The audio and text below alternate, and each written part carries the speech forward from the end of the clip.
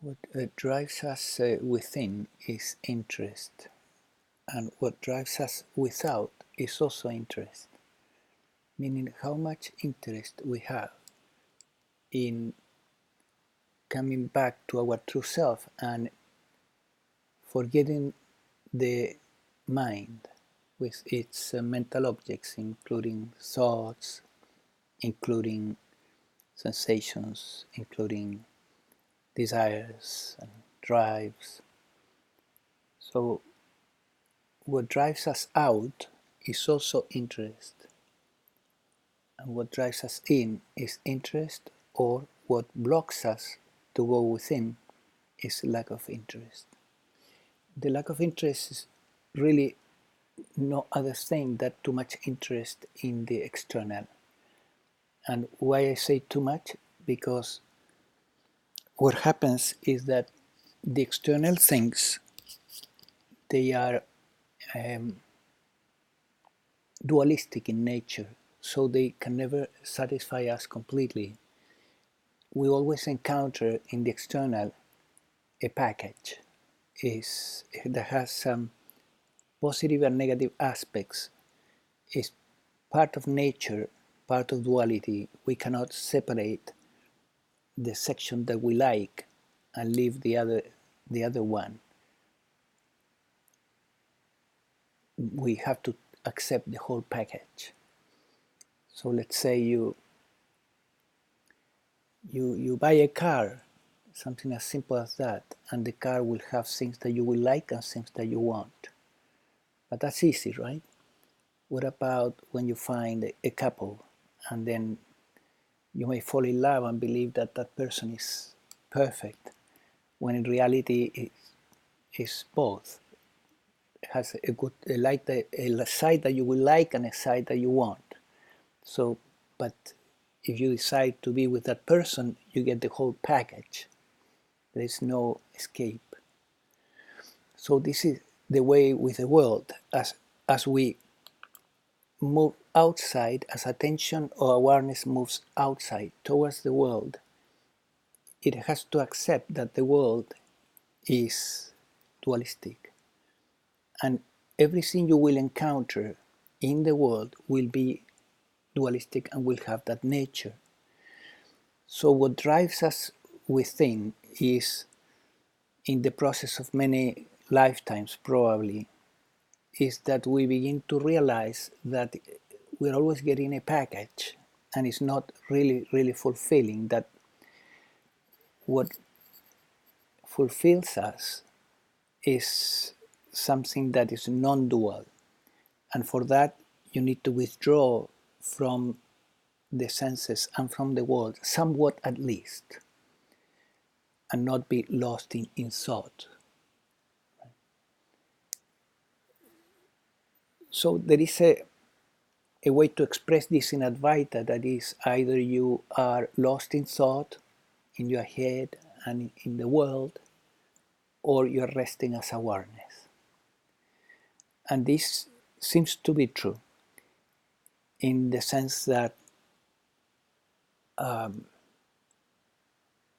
if we want to make progress, we need to be able to withdraw a little bit, at least, from the world, the senses, the voice in the head, all the mental objects. And that is a movement in attention, it's a movement in awareness. It's a slight withdrawing and coming to a center. And that is what is called resting as awareness. It's a form of meditation that you do during the day, that you do when you're talking with a person, when you're driving. It's just a little, so that you are not getting completely disconnected from what you're doing, especially if you're driving. So what is it that guides our journey? Our interest. When we find that it's too difficult to rest as awareness, you can be sure that there is too much interest in something outside for you at that moment. And the interesting thing is that through awakening we realize that there is no one inside here that can change that. The interest to be engaged with the world and driving your attention out has become too strong, and you can't rest as awareness, then I suggest that you don't try to fix that you surrender it. You just surrender it to the one consciousness. You use the surrendering technique, and you surrender your interest in the world or in the things of the world, so that now again you can rest as awareness. Because if your interest has grown too much, it's going to prevent you to rest as awareness. Make sense? But you cannot change yourself. That is a fallacy. That is a story. You can only surrender.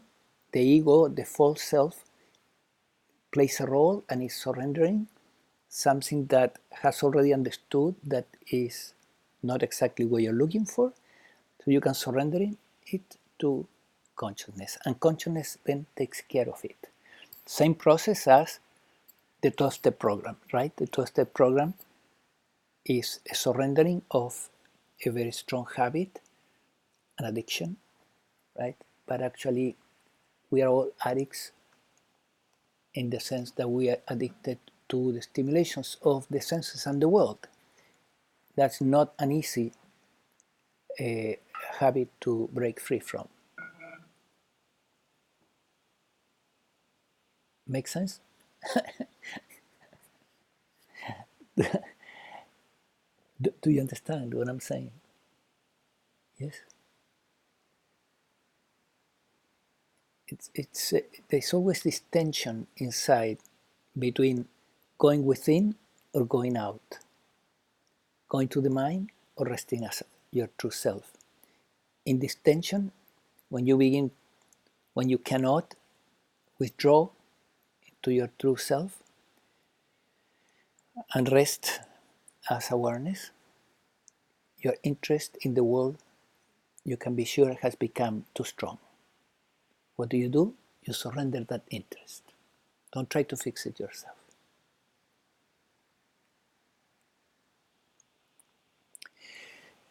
This is a parenthesis about meditation, because meditation in the Advaita tradition is resting as your true self. That's what it is. And it's a very valuable practice, because during the day you're either lost in thought, lost in the mind, lost in the world, or you're resting as awareness.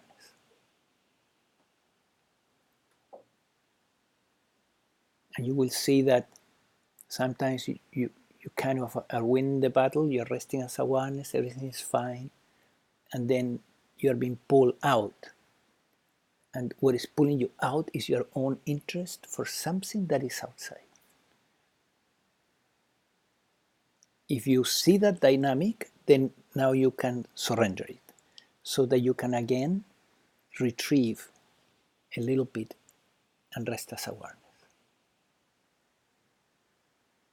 And when I say rest as awareness, for other people may mean something slightly different. Like, for example, being aware of the oneness, right? It's another aspect of the divine.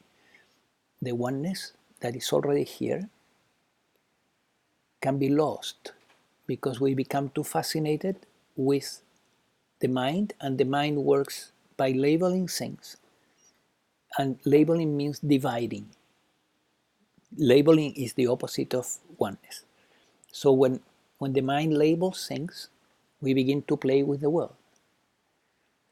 When the mind is not labeling anything, you can rest in the oneness. But what drives this, again, is your interest. Hi. Is your interest. Are you more interested in being aware of the oneness that is always here, or your heart is in the multiplicity? So if you want to make progress towards the oneness, you surrender the interest in the multiplicity, you see. Don't try to change it yourself again. You become aware and you surrender it.